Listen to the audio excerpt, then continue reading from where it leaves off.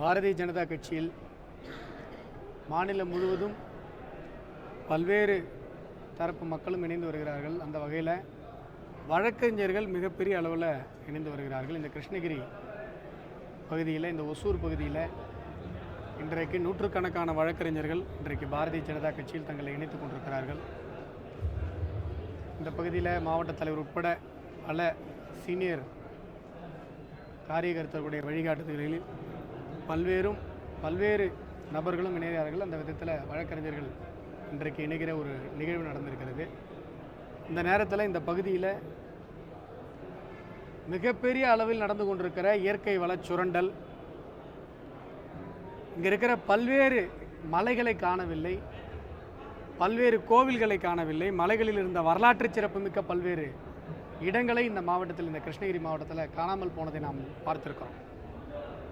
இதற்கெல்லாம் திராவிட மாடல் ஆட்சியாளர்கள், அவருடைய கட்சியில் பொறுப்பில் இருப்பவர்கள் தான் மிகப்பெரிய அளவில் காரணமாக இருந்து கொண்டிருக்கிறார்கள் அல்லது தூண்டுகோலாக இருந்து கொண்டிருக்கிறார்கள். இந்த ஒரு கட்சி சம்பாதிக்க வேண்டும் என்பதற்காக நம்முடைய அடுத்த தலைமுறை இயற்கை வளத்தை இழந்து நிற்க வேண்டுமா என்கிற ஒரு மிக முக்கியமான ஒரு கேள்வி எழுகிறது.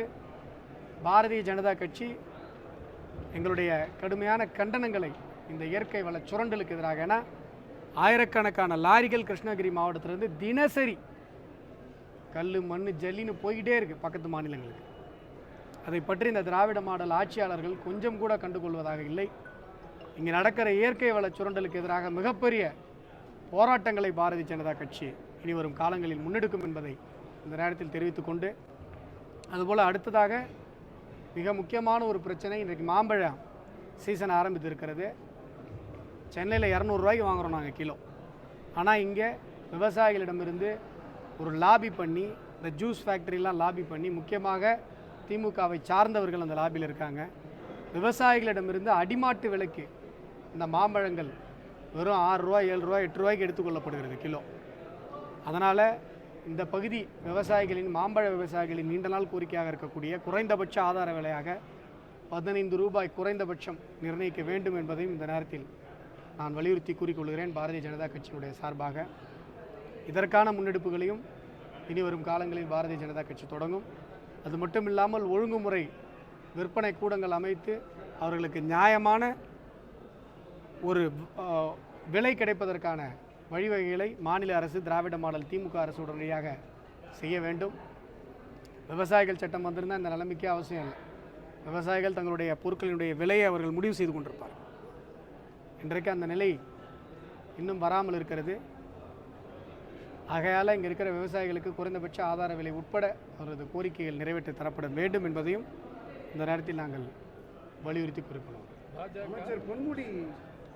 பாஜக அதிமுக கூட்டணி வந்ததிலிருந்து பார்த்தீங்கன்னா இப்போ மற்ற கட்சிகள்லாம் அது பொருந்தா கூட்டணி மாதிரி பரிசீலனை செய்யணும் அப்படிங்கிற மாதிரிலாம் நிறைய எதிர்ப்பு. சார், கம்யூனிஸ்ட்டுக்கும் காங்கிரஸுக்கும் ஆகாது சார். காங்கிரஸ் அழிக்க தான் சார் திமுகவே தொடங்கினாங்க. திமுக அழிக்க தான் சார் மதிமுக தொடங்கினாங்க. அழிக்க தொடங்கினாங்க. மதிமுக எதுக்கு ஆரம்பிக்கப்பட்டது? திமுக அழிக்கிறதுக்கு. திமுக எதுக்கு ஆரம்பித்தாங்க? காங்கிரஸ் அழிக்கிறது. காங்கிரஸுக்கும் கம்யூனிஸ்ட்டை பற்றி ஈவே ராமசாமி என்ன சொல்லியிருக்காரு? படிக்கவே முடியாது, ஓரலாக வாயில் சொல்லவே முடியாது. பொன்முடி அவர்கள் சொன்னது எப்படி வாயில் சொல்ல முடியாதோ அது மாதிரி கம்யூனிஸ்ட்டை பற்றி ஈவே ராமசாமி சொன்னதையும் சொல்ல முடியாது. இதெல்லாம் பொருந்துகிற கூட்டணி இல்லையா? ஸ்டாலின் அவர்களுடைய முன்னிறுத்தலை எதிர்த்து தான் வைகோ கட்சி ஆரம்பித்தார் மறுமடிச்சு திமுக. இன்றைக்கி ஸ்டாலினுடைய வேட்டியில் போய் டிஷ்யூ பேப்பர் வச்சு அது டீ கொடுத்துருச்சின்னு தொடங்கிறேன். கனிமொழிகிட்ட மன்னிப்பு கேளுன்னு சொல்லி டெல்லியில் கோஷம் போடுறேன். இதெல்லாம் பொருந்துகிற கூட்டணியா? விடுதலை சிறுத்தைகளுடைய இதே திருமாவளவன் அவர்கள், ரவிக்குமார் அவர்கள், இந்த கட்சியினுடைய பல்வேறு தலைவர்கள் திமுகவை பற்றி என்ன சொல்லியிருக்காங்க? திராவிடத்தை பற்றி என்ன சொல்லியிருக்காங்க? ஈவே ராமசாமியினுடைய தடி ஏன் தலித் மக்களை பாதுகாப்பதற்கு வரவில்லைன்னு கட்டுரை எழுதியிருக்கார் சார் ரவிக்குமார் அவர்கள். அதனால் இதெல்லாம் பொருந்துகிற கூட்டணியா? இது எப்படி இப்போ அதிமுக பாஜக பொருந்தா கூட்டணி? எப்படி பொருந்தாத கூட்டணி ஆகும்? பிள்ளையாரையும் உடைக்க மாட்டேன், பிள்ளையாருக்கு தேங்காவும் உடைக்க மாட்டேன் அப்படின்னு தான் அண்ணாதுரை கட்சி ஆரம்பித்தார். பிள்ளையாரை உடைங்கன்னு சொன்னது ஈவே ராமசாமி. இன்றைக்கு திமுக பேசுவது ஈவேரா திராவிடம், அதிமுக பேசுவது அண்ணா திராவிடம். அண்ணா திராவிடத்திற்கும் எங்களுக்கு எந்த பிரச்சனையுமே இல்லையே. எம்ஜிஆர் இஸ்லாமிய படையெடுப்பாளர்களால் ஆக்கிரமிப்பாளர்களால் உடைக்கப்பட்ட சிவலிங்கத்தை மதுரை கோயில் எடுத்து பொதுமக்கள் பார்வைக்கு வைங்கன்னு சொன்னார். அந்த அம்மையார் ஜெயலலிதா அவர்கள் அவங்க ஃபேமஸ் ஆகாத கோயிலெலாம் போய் இவங்க போய் ஃபேமஸ் பண்ணாங்க பல இடங்களில். எப்படி நீங்கள் பொருந்தா கூட்டணின்னு சொல்கிறீங்க? சித்தாந்த ரீதியாகவே அதிமுகவும் பாஜகவும் சித்தாந்த ரீதியாகவே இணைவதற்கு பொருந்துவதற்கு தகுதியான கட்சிகள். பொருந்தா கூட்டணினா திமுக கூட்டணி தான் நீங்கள் சொல்லணும். எங்கள் கூட்டணி உறுதியாக இருக்குது, மிக உறுதியாக இருக்கிறது அப்படின்னு கூட இன்றைக்கி ட்விட்டரில் பதிவு பண்ணியிருக்கேன். யார் பதிவு பண்ணுறா? முதலமைச்சர் சார். அதாவது சார் நல்லா புரிஞ்சுக்கோங்க, கொள்ளையடிக்கிற வரைக்கும் கொள்ளையர்கள் ஒற்றுமையாக தான் இருப்பாங்க. பங்கு பிரிக்கும் போது தான் சண்டை வரும். என்ன எலெக்ஷன் கிட்ட நெருங்கிட்டோம் அப்புறம் பாருங்கள். அமைச்சர் பொன்முடி நடவடிக்கைகள் எப்படி இருக்கு? இன்றைக்கு சென்னை உயர்நீதிமன்றம், ஏன்னா போன வாரம் கமிஷனர் அலுவலகத்தில் நான் புகார் கொடுத்துருந்தேன். இந்த வாரம் சென்னை உயர்நீதிமன்றம் வழக்கு பதிய வேண்டும் என்று சூமோட்டோவாக சொல்லியிருக்கிறாங்க. இன்னும் வழக்கு பதியப்படவில்லை. வழக்கு பதியப்படவில்லை என்று சொன்னால் கண்டெம்ட் ஆஃப் கோர்ட் வரும்னு சொல்லி சென்னை உயர்நீதிமன்றம் தெளிவுபடுத்தியிருக்கிறார். அவர் பேசின பேச்சு ஆபாசத்தின் உச்சம். அதில் நீங்கள் கவனிக்க வேண்டிய விஷயம் என்னென்னா, இந்த மாதிரிலாம் ஆபாசமாக பேசி தான் நாங்கள் திராவிடத்துக்கு ஆள் சேர்த்தோங்கிறார். அதுதான் அதில் ரொம்ப முக்கியம். இந்த மாதிரியான அசிங்கமான ஆபாசமான பட்டிமன்றத்தெல்லாம் இவர் ப்ரொஃபஸராக இருக்கும்போது போய் பேசுவாராம். அப்போ பசங்களுக்கு எப்படி பாடம் எடுத்திருப்பாருன்னு யோசிச்சு பாருங்கள். இதெல்லாம் பேசி அப்படி தான் நாங்கள் வந்து திராவிடத்தை வளர்ப்பதற்காக நாங்கள் மேற்கொண்ட நடவடிக்கைகள் இது அப்படிங்கிறார். இன்றைக்கு ஊடகங்களெல்லாம் அவர் பேசின செய்தியை வெளியிடுறீங்க, சொல்ல முடியல அவர் பேசின வார்த்தையை உங்களால், தடுமாறுறீங்க. ஐயோ இவ்வளோ கேவலமாக இவ்வளோ ஆபாசமாக பேசியிருக்காரு, இது எப்படி நம்ம அச்சில் ஏற்றுறது, எப்படி ஒரு வீடியோவில் போடுறதுன்னு தடுமாறுறீங்க.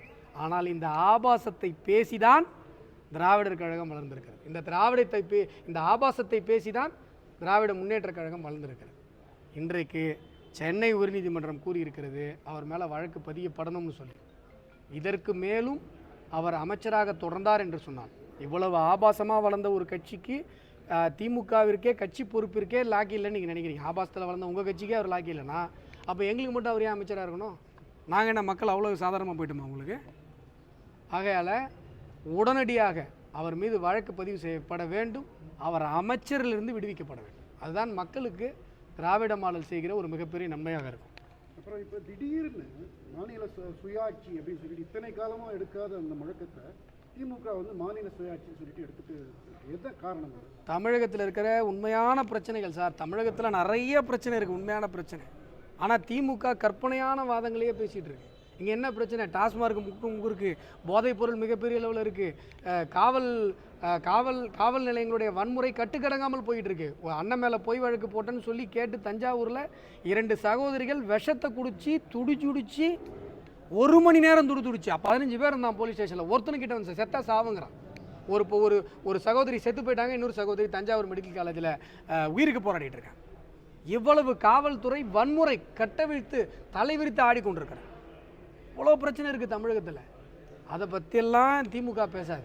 இப்போ தண்ணியில் வந்து கழிவுநீர் கலக்க பிரச்சனை உங்களுக்கு சென்னையில் நடந்தது. அடுத்து இப்போ நேற்று பார்த்தீங்கன்னா தெரியும் உங்களுக்கு. பல்வேறு உயிர் பலிகளை பழி வாங்கி கொண்டிருக்கிறது இவருடைய நிர்வாக சீர்கேடு, கனிமவள கொள்ளை, இவ்வளவு பிரச்சனை இருக்குது. இதிலிருந்து எல்லாம் மக்களை திசை திருப்ப வேண்டும். கரண்ட் பில் விலையேற்றம், பால் விலையேற்றம், மக்களுடைய அடிப்படை கட்டுமான பொருட்கள் விலையேற்றம். இன்றைக்கெல்லாம் வீடு கட்ட முடியல நடுத்தர குடும்பத்தால், ஏழை குடும்பத்தால். இந்த பிரச்சனைகளிடமிருந்தெல்லாம் மக்களை திசை திருப்ப வேண்டும் அப்படிங்கிறதுக்காக கற்பனையான வாதங்களை திமுக வைக்குது. மும்மொழி கொள்கை அப்படின்னுச்சு, மக்கள் ஏற்றுக்கல. நாங்கள் 3 மொழி படிக்கிறதுல உங்களுக்கு என்ன பிரச்சனை? 3ஆக தான் நாங்கள் ஒரு மொழி தேர்ந்தெடுத்துக்கிறோம். இப்போ இங்கே ஒசூரில் கன்னடம் பேசுகிறவங்க, தெலுங்கு பேசுகிறவங்க இருக்காங்க. அவங்க ரொம்ப நாளாக 3ஆவதாக ஒரு மொழி எங்கள் தாய்மொழியை படிக்கணும்னு கேட்குறாங்க. அது வாய்ப்பாக இருந்துட்டு போட்டோம், மக்கள் நினைக்கிறாங்க. வேலைக்கு ஆகலை. அடுத்து டீலிமிட்டேஷன், வேலைக்கு ஆகலை. இப்போது பழைய பொட்டியிலேருந்து அதரப்பழசான ஒருத்தரை எடுத்துகிட்டு வந்து மேக்கப் போட்டு கொண்டு வந்து உட்கார வச்சுருக்காங்க மாநில சுயாட்சி அப்படின்னு சொல்லி. நல்லா புரிஞ்சுக்கோங்க, மாநில 11 வருடங்கள் நரேந்திர மோடி அவர்களுடைய ஆட்சி காலத்தில் ஒரு மாநிலம் கூட 356 பயன்படுத்தி கலைக்கப்படவில்லை என்று சொன்னால் அது பாஜகவுடைய ஆட்சியில். இந்திராம்மா எத்தனை பேரை கலைச்சாங்க? இவங்களுக்கு தெரியாதா? இம்சால் அடி வாங்கினது தானே இவங்க. அப்போது இவங்க போய் ஒரு முதலமைச்சர் போய் கேட்குறாரு, சென்னை மெட்ரோ 64,000 கோடி ரூபா திட்டம், 64,000 கோடி மத்திய அரசு கொடுக்கணும்னு அவசியமே இல்லை. மாநில அரசு கேட்ட உடனே மத்திய அரசு கொடுத்தார். இதை விட மாநில அரசை பிரதிநிதித்துவப்படுத்துகிற ஒரு அரசு இதற்கு முன்பாக இருந்தது இல்லை. வாஜ்பாய் அவருடைய அரசை தவிர்த்து அடுத்து நரேந்திர மோடி அவர்கள் மட்டும்தான்.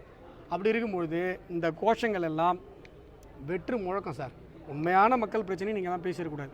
இப்போது இவ்வளோ பிரச்சனை இருக்குது, இப்போ உங்களை எதை கேள்வியை கேட்க வைக்கிறாங்க பாருங்கள், இல்லாத ஒரு விஷயத்தை. இதுதான் திமுகவினுடைய நரித்தந்திர அரசியல். இதுதான் இல்லாத விஷயம், ஒன்றும் இல்லாததுக்கு 10 பைசாவுக்கு புண்ணு இல்லாத விஷயம், இந்த மாதிரியான விஷயங்களை மட்டுமே வைத்து தமிழக மக்களை ஏமாற்றுகிற நயவஞ்சக அரசியலை திராவிட முன்னேற்ற கழகம் செய்து கொண்டிருக்கிறது.